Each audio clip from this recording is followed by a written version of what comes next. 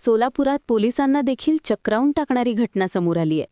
1,00,000 रुपयांच्या खऱ्या नोटा दिल्यानंतर त्या बदल्यात 3,00,000 रुपयांच्या बनावट नोटा देण्याचे आमिष दाखवणाऱ्या टोळीला सोलापूर शहर पोलिसांनी बेड्या ठोकल्या आहेत। होय, तुम्ही ऐकताय ते खरं आहे। 1,00,000 रुपयांच्या खऱ्या नोटांच्या बदल्यात 3,00,000 रुपयांच्या बनावट नोटा देणारी टोळी सोलापुरात सक्रिय होत असतानाच शहर पोलिसांनी घटनेचे वेळीच गांभीर्य ओळखत 2 जणांना अटक केली आहे। पोलिसांच्या माहितीनुसार संशयितांनी बनावट नोटा पांढऱ्या कागदावर कलर झेरॉक्स केल्या। 2 कागद एकमेकांना चिकटवून हुबेहूब नोटा तयार करण्यात आल्या होत्या, जेणेकरून सर्वसामान्य व्यक्तींना त्या नोटा खऱ्याच वाटल्या पाहिजेत अशी पुरेपूर काळजी या प्रक्रियेत घेण्यात आली होती। नोटांवर सिरियल क्रमांक होता। पुढच्या आणि मागच्या बाजूला कलर झेरॉक्स असलेल्या 300हून अधिक कागदाच्या प्रती सापडल्या आहेत। एकूण 1,10,500 रुपयांच्या बनावट नोटा पोलिसांनी जप्त केल्या आहेत।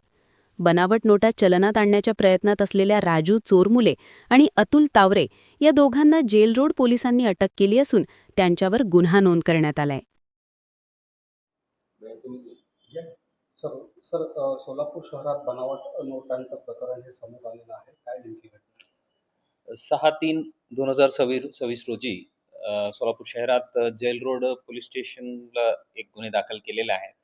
त्यात हकीकत अशा आहे, ठाणेदार श्री राऊत DVच्या प्रमुख AP श्री पाटील यांना मिळालेल्या गोपनीय माहितीनुसार काही व्यक्ती इथं सोलापूर शहरात येऊन काही लोकांना फसवणूक करून 1,00,000 रुपयासाठी 3,00,000 रुपये अशा ते बनावट नकली चलनी नोटा ते एक्सचेंज करतात अशा गोपनीय माहिती मिळालं होतं। त्यावर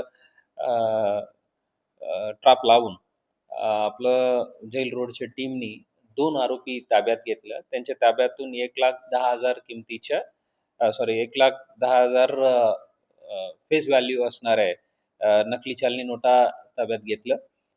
हे सर्व 500 रुपयाच्या नोटा होतं। ते 2 आरोपी आहे, एक मंगळवेढाचे आणि एक सांगोलाचे आहे आणि त्यांनी स्वतः कलर प्रिंटरला हे प्रिंट करून इथं अशा फसवणूक करतात अशा आम्हाला प्राथमिक तपासात निष्पन्न झालेल्या आहेत।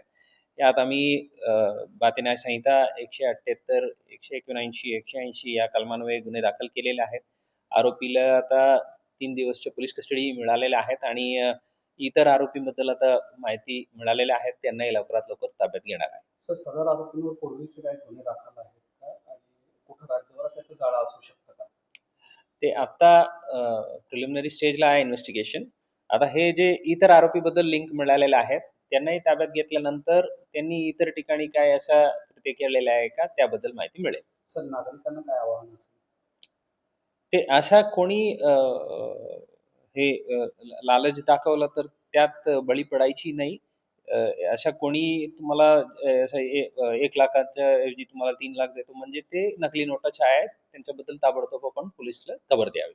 सर, नकली नोटा ज्या पद्धतीनं बाजारात आणणं गुन्हा आहे, त्यामध्ये नकली नोटा खरेदी करणं हा देखील गुन्हा ठरू शकतो, कारण नागरिक स्वतःहून पैसे देऊन खरेदी करतायत फसवण्यासाठी। ते 100% तेही गुन्हे आहेत। पोसेशनला जे कोणी आहेत ते गुन्हे आहेत, त्यावर कारवाई करण्यात येईल।